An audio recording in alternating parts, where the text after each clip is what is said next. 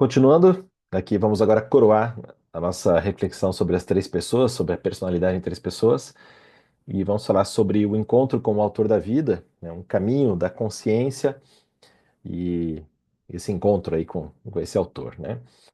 E então, o ponto de partida aqui para a gente conversar, vamos falar sobre o jogo de xadrez e o autor do tabuleiro. Então, vamos imaginar que você está jogando um xadrez com um grande mestre, né? Alguém que domina ali a arte do xadrez. E cada movimento que você faz é analisado por ele com uma paciência, com uma profundidade, porque ele é um grande mestre, então ele sabe o que está acontecendo.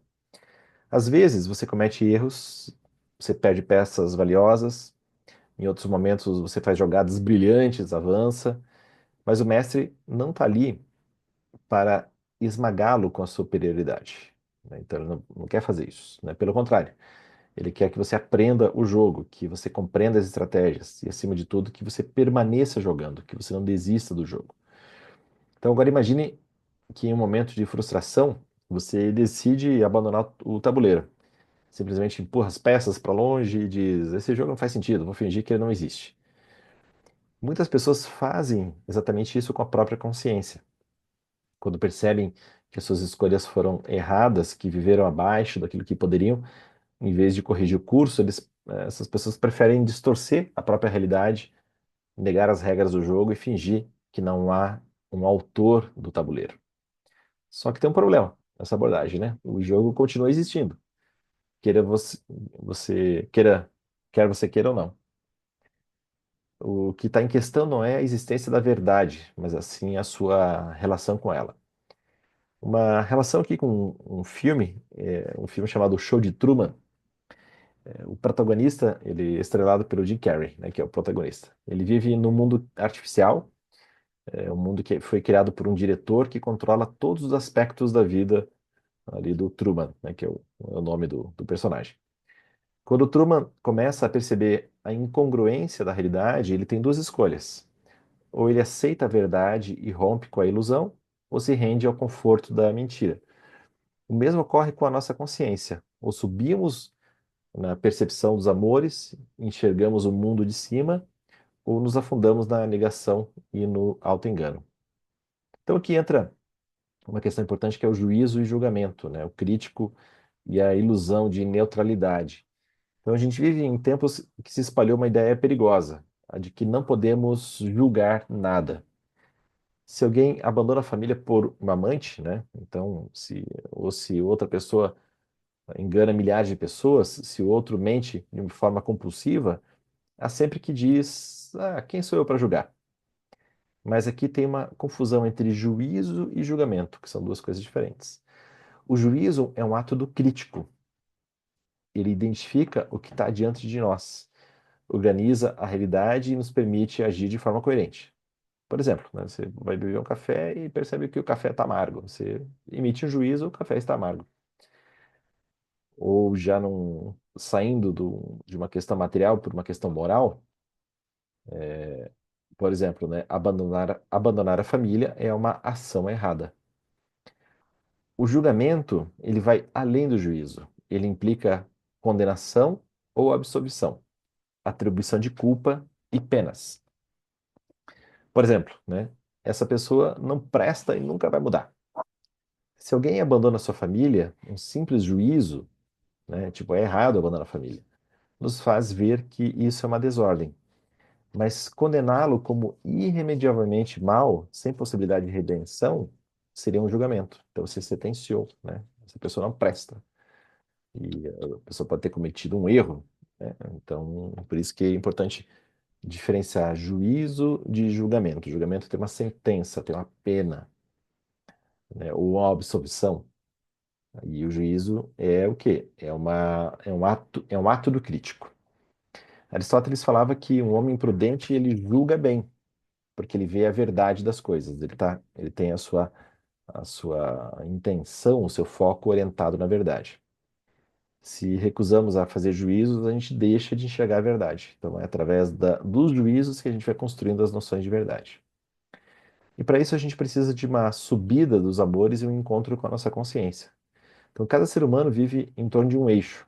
né? Para algumas pessoas, esse eixo principal é o dinheiro, para outros, o prazer, para outros, a filosofia, a família, a pátria, a justiça, a religião.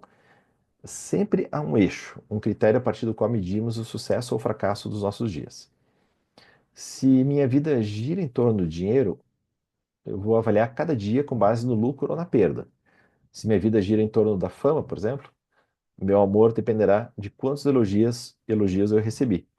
Se minha vida gira em torno da verdade, minha satisfação dependerá do quanto que eu me aproximei dela. No topo dessa hierarquia de amores está o amor ágape, que é o amor absoluto, incondicional, na realidade que tudo sustenta. Quem soube, quem sobe até esse amor ágape, enxerga toda a vida de cima, como quem alcança o topo de uma montanha e vê a paisagem completa. Como aquela passagem no Senhor dos Anéis, quando o Frodo e o Sam, eles chegam ao topo do Monte da Perdição, eles olham para trás e finalmente entendem toda a jornada. A subida foi exaustiva, né? Todo o esforço que eles fizeram para chegar ali foi muito exigente, mas só lá de cima do Monte da Perdição que eles puderam ver a totalidade do caminho. E assim também é a subida da nossa consciência. Se a gente sobe a consciência, a gente consegue ver a totalidade. Quanto mais a gente sobe, mais vemos a coerência da nossa vida, os erros, os acertos, como cada decisão nos trouxe até este momento.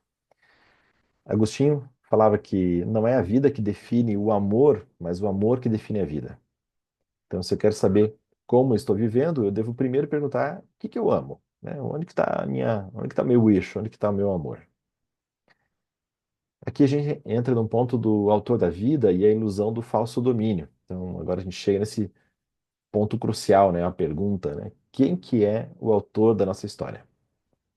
Se eu creio que eu sou o único autor da minha vida, eu farei de tudo para manipular a realidade ao meu favor. É tipo um escritor narcisista que força os personagens a falarem do jeito que ele quer, né? Eu vou ignorar os fatos, negarei as consequências, distorcerei os juízos para que se encaixe no que me convém.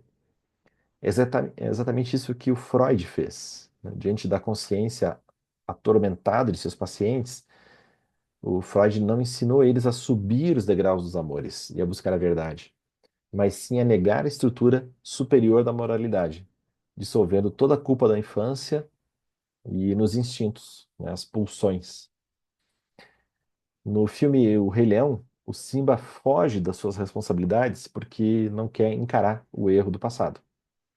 Ele vive uma ilusão de liberdade, né? Então, com o Timão e Pumba, né? O Hakuna Matata, mas a sua consciência o chama de volta.